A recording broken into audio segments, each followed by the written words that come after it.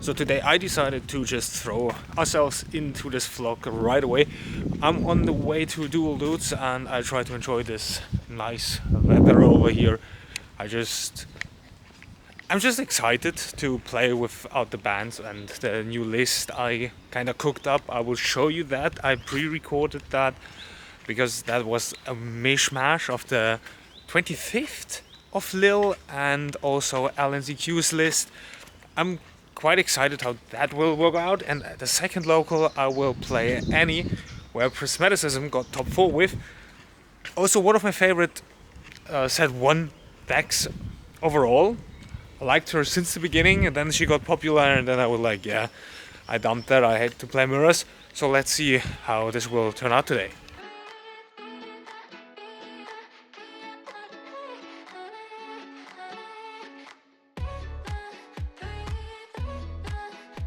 After we made it to the store, we finally could look at the finished store so far, and I'm happy to say it looks just amazing. We're just happy to have this store. We have a big playing room. We also have space for playing in the front, and we have so much product. And yeah, talking about product, we started opening our attendant pack to see if we can get a hit before we start the Nexus night, or if we just need to win another.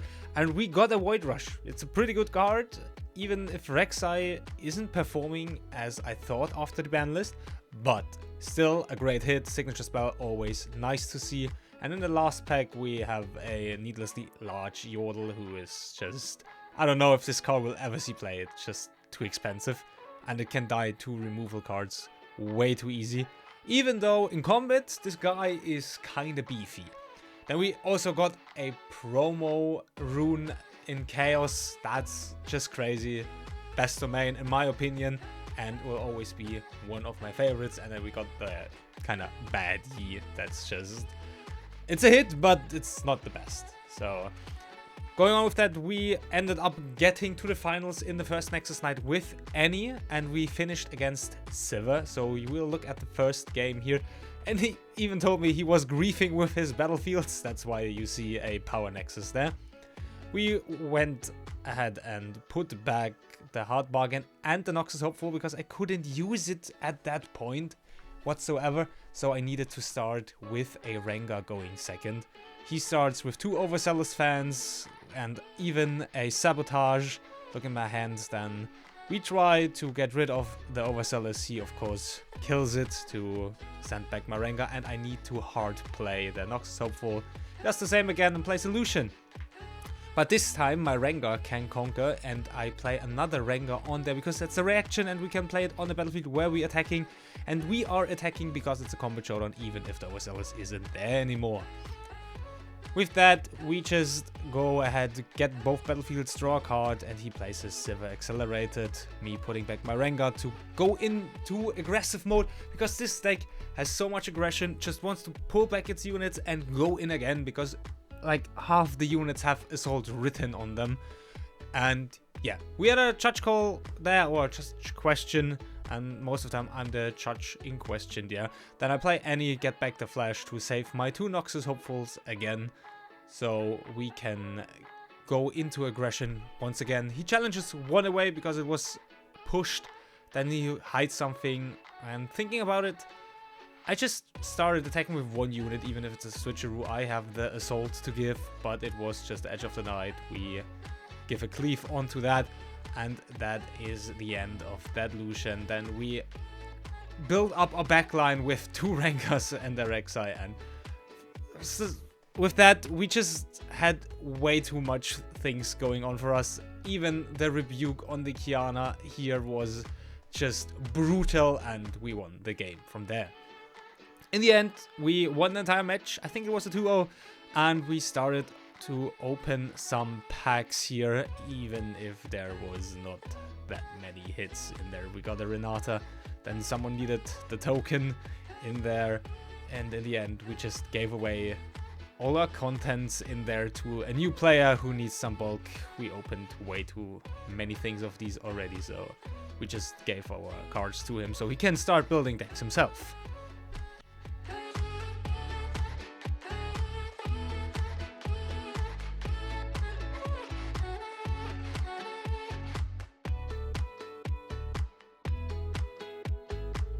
After finishing the locals, we needed something to eat, so we got ourselves a shawarma and something from Dunkin' Donuts while watching the RQ in Atlanta and admiring our store once again, until we started to get into our second locals where I played Ezreal, and now comes your deck profile I was promising before. So let's get into the deck profile about Ezreal. With the battlefields, I'm trying Targon's Peak. That is something I saw at Lille a lot, and I just want to try it. Not the greatest fan so far in theory, but let's see how it turns out. Then obviously the Sigil of the Storm to take out some aggro, and Mirage Spire to just get more bonuses with our Ezreal. Then I'd say we start with obviously the one Ezreal we're playing, then also the 3 Poros, which are great. It gives us treasure, and therefore it gives us also tempo when it's conquering. Then the 3 Ravenbloom students, probably the most important card for trading in combat. He can get so huge, and he also can take out larger units. Then we have the 2 card shop. I needed to cut something because I had some things in mind I wanted to do with this list, because this is kind of a mishmash of the deck that Alan was playing and the best performing Ezreal, because for my play pattern I wanted some things in there. So yeah, based on my gameplay I just decided to change the list a little. Then the 3 Fizz, this card was just crazy whenever I played him, and I wouldn't recommend you guys playing less than 3. It's just insane. Then the 2 Mind Splitter, that card just won me a lot of games. So did the 1000 Hell Watcher. These just great cards. I don't think we need to argue a lot about these. You probably can cut one or the other, but I wouldn't go up on 3 each. Then the 3 Stupefy, that's just a crazy card. We draw 1 card, and with Ezreal Legend, if we play another thing that targets, we draw another. 3 stack deck for consistency. The 2 Gust, I really wanted to play 3, but there is no more space for me than the 2, and it's just a really great card against these aggro kind of decks to slow them down, and we also can bounce our Fist to get more value out of this guy if we really need to, or to save him. Then the 3 Bellows Breath, MVP card. Whenever I played it, this card was crazy. The 1 Factory Recall, because I wanted something against gears, especially equipments in my deck, to start winning in game 1 and not relying on other weird interactions to get out of weird situations. Then the 2 Rebuke, probably won most of the broken cards here. Then the Hard Bargain. Then the 2 Frigid Touch, which are pretty basic now. So is the Smokescreen. Also the 3 Wages of Pain. This card is also just a really great card for removal. It gives us also a gold, therefore tempo, and yeah. Then the 1 Arcane Shift, I decided to go with the approach of Alan and side deck 1 if I really need these. Then also the 1 Singularity, I really liked it. Alan wasn't playing it, but the other, who got 25th I think, played it, and whenever I play this card it basically won me games. And for the last card, that's why I'm missing a card shop, because I wanted to play Sprite Call. Because if you are in a control-y match, which happens a lot at my locals, you can just play a Sprite Call, make a Sprite, get to the first battlefield, and then play a Fizz, play Sprite Call again, and get the other to finish off some games, even though you don't have units ready, because you don't want to overcommit into their removal. Yeah, that's the main deck. I'm pretty happy in theory, and in gameplay I didn't change a lot. Let's see how this Targon Peaks turns out. Then to the side deck, you probably wondering what am I playing? I'm playing 2 Acceptable Losses because we play Factory Recall in the main deck. Then another Hard Bargain, we need that. Then for the surprise factor and even to finish larger units, we have Switcheroo. Like I said, the 1 Arcane Shift is in the side deck for specific matchups, and then there's only space for 2 Wax and the 1 Mundo. I really prefer 3 Wax somehow, but I don't want to squeeze 1 in the main deck. That's just weird, so I go with 2 in the side, and I should get access to that. Yeah, rune-wise, we're just playing 7-5, 7 Chaos, 5 Mind. Nothing too crazy, but let's see how this turns out at our locals.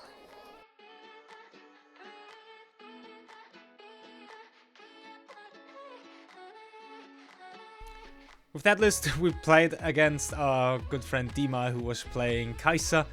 And yeah, this matchup is just who has units left in the end. And Ezreal is quite effective removing and getting his cards back.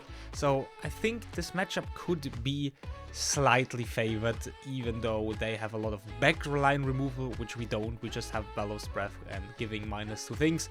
But we can deal with the Forerunner via Rebuke. So this is kind of a weird matchup. I think I would say it's even or slightly favored. But let me know, do you like this first person impression, or do you like the mixed one, or just the static one from above? Let me know in the comments. I'm really looking forward to do more PoE stuff. I think it's more casual, and I want to be casual with you guys. So yeah, also we are gonna have some online locals going on soon, so try to check out my Twitch. I will be streaming that. And yeah, we went ahead and nuked his units with a Singularity we picked up before, because I knew his hand, and there was Singularity just a great addition to our head there. Removing also the bots he was playing with double Bellows Breath, kinda expensive, but it was worth it because he couldn't fight back from there.